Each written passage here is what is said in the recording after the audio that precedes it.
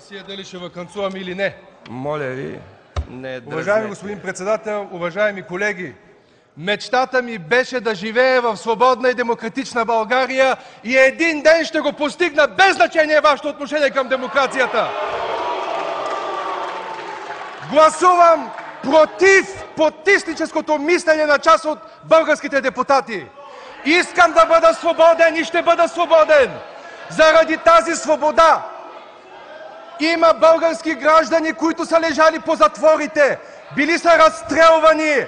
И ако мислите, че с този закон ще успеете да ме ограничите, от сега ви казвам, следете всяка моя стъпка, защото съм готов да заплатя за свободата си. В никакъв случай няма да се откажа от нея. Аз ще бъда свободен, въпреки вашите рестриктивни действия. Аз ще вървя по пътя на Осман Кълъч, Ахмед Давутоглу, село Искра. По пътя на Нури Дала и на Ахмед Доган. Аз съм за демокрация и ще продължавам да бъда за нея.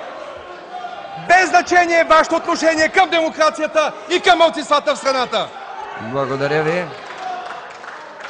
Трети отрицателен вот, господин Хамид Хамид.